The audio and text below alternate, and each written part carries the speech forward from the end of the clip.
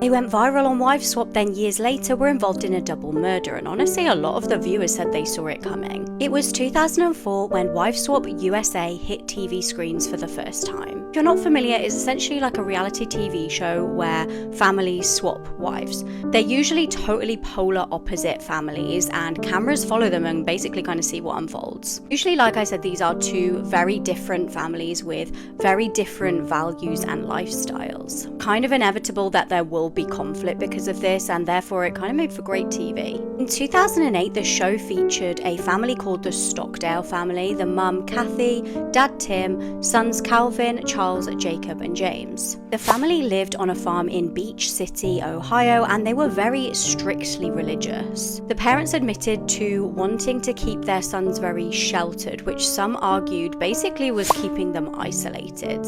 They were strongly against any bad language, video games, even like watching TV and certain kinds of music. They weren't allowed to listen to rap music or any swear words, and they felt that this would keep their children's minds pure. But years down the line, one of their sons would do something unthinkable. The boys were constantly doing chores to earn privileges in the household.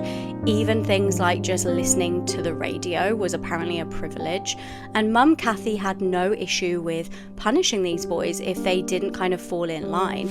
Even if they were a few minutes late for their breakfast, going down for breakfast in the morning, she would fine them. Kathy said it was important that her sons didn't become corrupted by relationships, so she actually didn't let them have any kind of like even friendships with anyone outside of the family. She said they weren't allowed to do anything that was purposeless.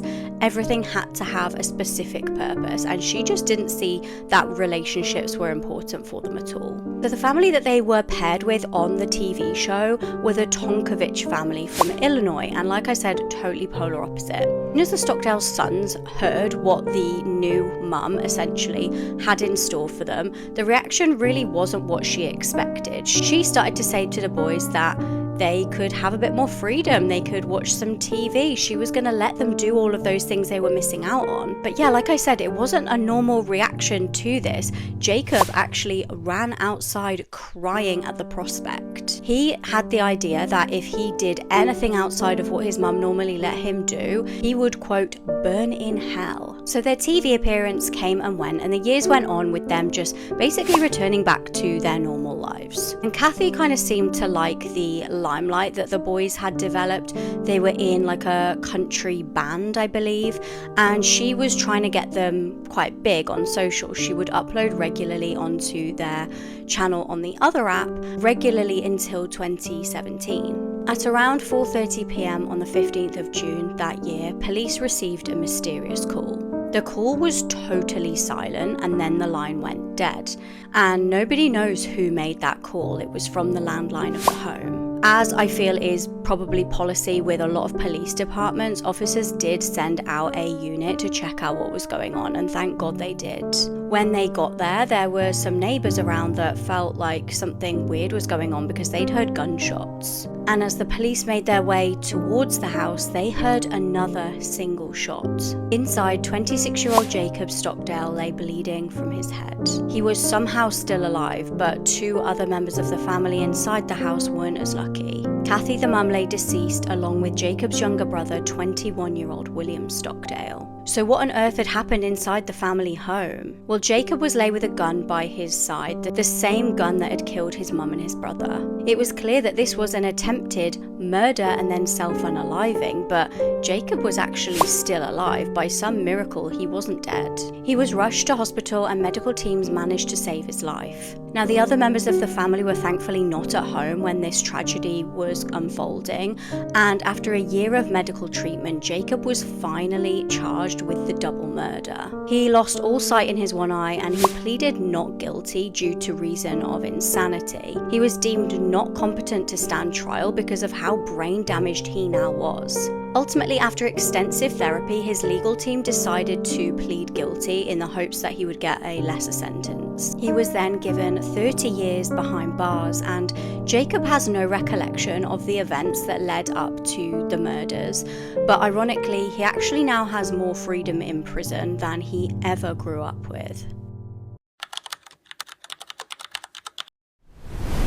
What police found inside this family home is like something from a horror film. 4 family members brutally murdered with a bloody axe laying next to their bodies. It was the 18th of February 1988 in Rochester, Minnesota. On the outskirts of the town, in a modest house, lived a family of 5. These were Bernard and Paulette, who were the parents, and they had 4 children: Joe, age 19, David, age 16, Diane, 13, and Ricky, age 9. Joe had actually just recently moved out of the family home because he wanted to pursue a career in teaching, so it was just the 5 of them left in the house. And moving out of that house may just have saved his life. The family seemed to the outside world absolutely perfect. They were middle class, they went to church, they never had any issues with any neighbours, they kept themselves to themselves. Which is why it was so horrific when a murder scene was discovered behind closed doors. Now, police came to investigate after 16-year-old David had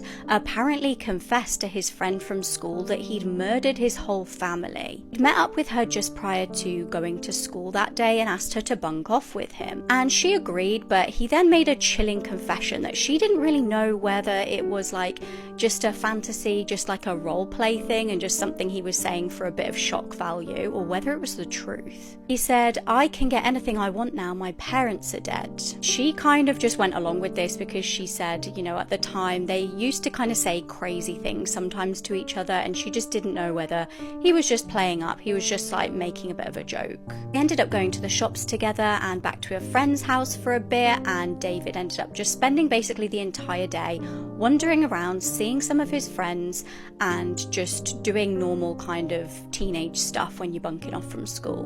But eventually police got a call from concerned neighbours asking them to do a welfare check. One officer described showing up at the home to eerie silence, and they shouted "Sheriff's Office" and got absolutely no reply. There was no sign of life. Then stated, "I got up maybe 4, 5, 6 steps and I could see 2 sets of feet at the top of the steps." And that's when they discovered the bodies. 2 parents plus Diane and Ricky lay with gashes in their heads and upper bodies and blood absolutely everywhere. Nearby, a blood-stained axe lay on the ground. So everybody was wondering, how could this have been David's doing? This kind of murderous rampage just did not fit the David they all had in their heads. Everyone at school knew him as this friendly, cheerful guy who was even trusted by many neighbours to babysit for them. The story that he told his school friend was absolutely hideous. She said he told her that he went into his parents' room with the axe and struck his dad in the head with it multiple times. He'd apparently had to do this several times as his dad kept like raising up when he was knocked to the ground. He kept like getting up and trying to fight back. Horrifically, his mum witnessed this, and then David attacked her too. He then headed into little Ricky's room, and Ricky was screaming according to David, and so was Diane. And David would argue that this was all over an argument that he'd had with his dad. He claimed his dad was very strict and had hit him round the face on multiple occasions, but obviously we've just got David's word for this. The other family members can't really now explain what actually happened. It also doesn't explain why he would kill his whole family if the beef was just with his dad.